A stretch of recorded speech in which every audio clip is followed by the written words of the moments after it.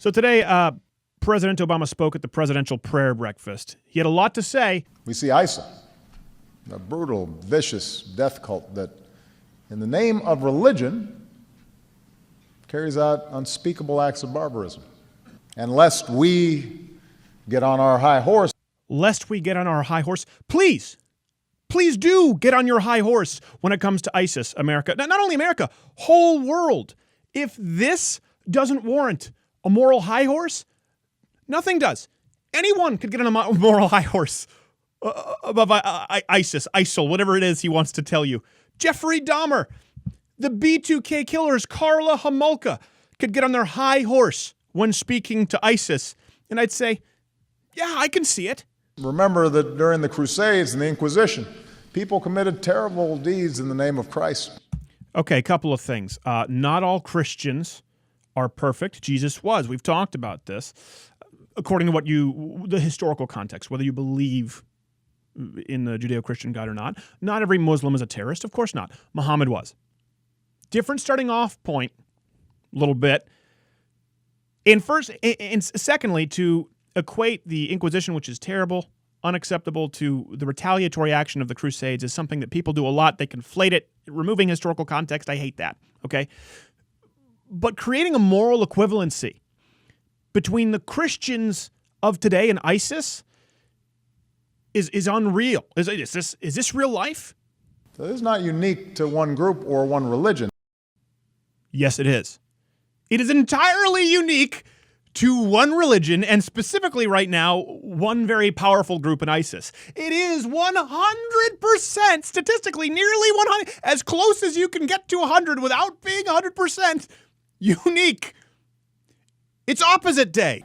I believe that the starting point of faith is some doubt. Not being so full of yourself and so confident that you are right and that God speaks only to us and doesn't speak to others. That God only cares about us and doesn't care about others. That somehow we alone are in possession of the truth. Okay, I don't even understand what he's trying to say here. Like, did he drink a bucket of salt water? Did he sneak into Joe Biden's medication? Okay, if you believe in a God and you believe that God wants to communicate with his people, you would have to believe that he is only approving of one's group of actions and disapproving of another. This moral equivalency of, well, we shouldn't believe that God speaks to us in not burning people alive.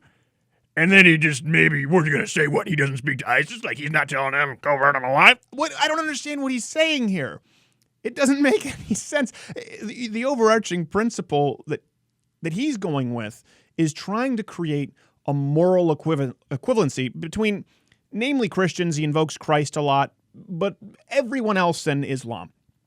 But let's go with his premise, Christians. Sure, there are some Christians out there who don't believe, in gay marriage. Granted, there are even some who support Chick-fil-A. ISIS does this to equate what Christians in America believe or do with the actions of ISIS or Islamic terrorist groups. And I've never said this before about Barack Obama, but I don't believe he's an ignorant person. I don't believe he's a stupid person. But to equate the two is downright evil, or it paves the way for incredible evil.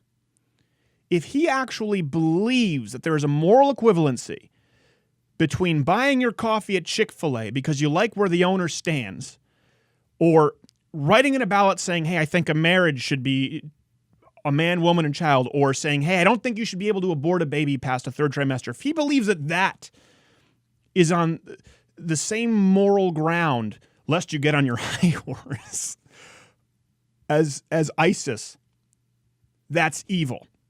And that's the first time I've said that.